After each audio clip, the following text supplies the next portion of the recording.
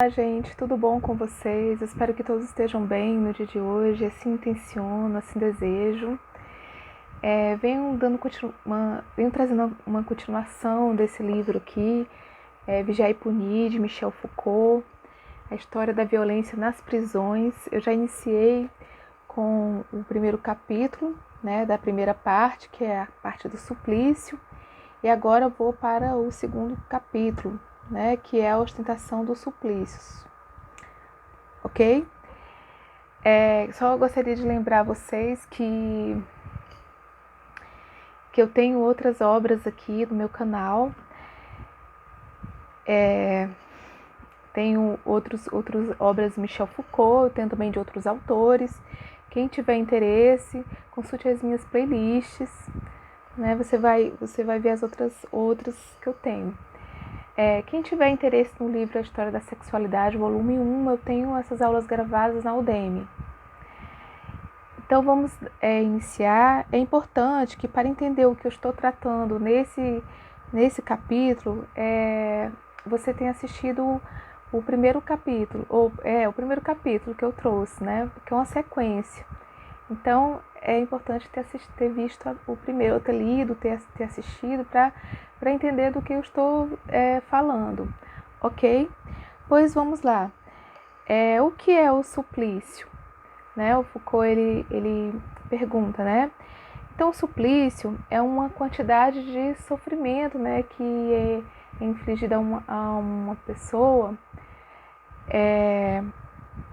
que não se trata somente de privar essa pessoa da própria vida, certo? De viver, mas é uma graduação, certo? Uma calculada de sofrimento que esse sujeito tem que passar, certo? Que variava, né? Desde a decapitação, que a vida acabava num instante, até o esquartejamento, né? O importante era um cálculo, certo?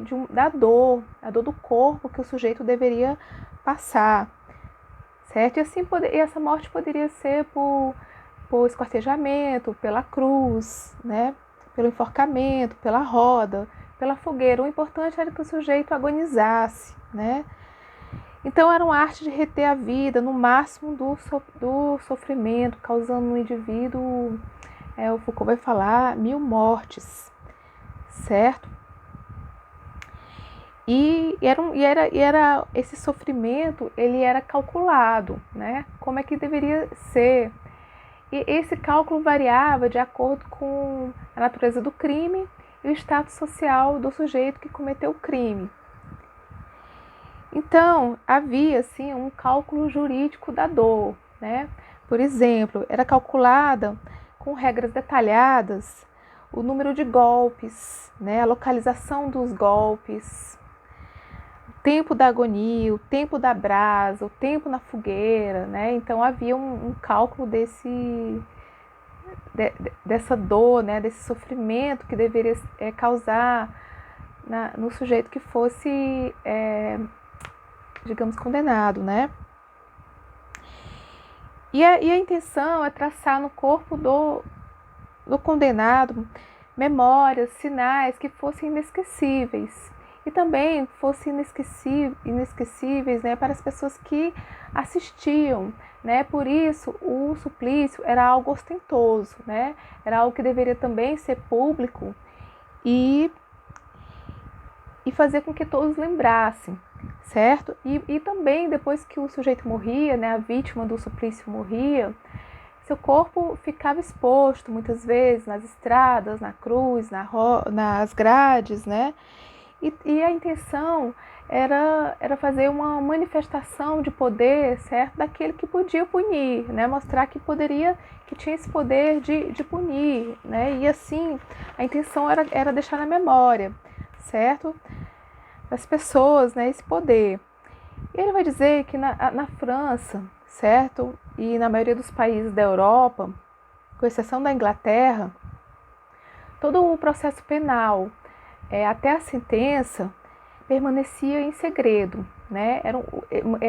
A investigação, a sentença, era um modelo jurídico, que esse modelo era manter o processo em segredo. Então, era secreto não só para o público, mas era secreto também para o acusado. O acusado não poderia saber quem o denunciou, ele não tinha acesso ao processo e muito menos a advogados, certo? E o magistrado ele tinha o direito de receber denúncias anônimas e esconder da vítima, né, que é a vítima, que é o acusado, a natureza e a causa, né, do que foi dito sobre ele. E o magistrado tinha direito de interrogar o sujeito, fazendo insinuações capciosas, certo? E só essas denúncias já eram motivo para que o indivíduo já fosse considerado meio culpado. Então, assim, as provas que eram plenas para eles, né, já era motivo de condenação, mas tinha as provas semiplenas, né? E essas provas, esses indícios imperfeitos, já era motivo para decretar o sujeito meio suspeito, certo? Já era motivo para impor ao sujeito, né, uma investigação profunda, né, ou então impor uma multa na pessoa, certo? Que estava sendo acusada. Então, a confissão era a prova mais forte, que uma vez que o sujeito confessasse, não havia necessidade de maiores investigações nem de buscar outras provas, né? E a confissão era tida como uma vitória sobre o acusado, né? Uma vitória do magistrado contra o acusado. E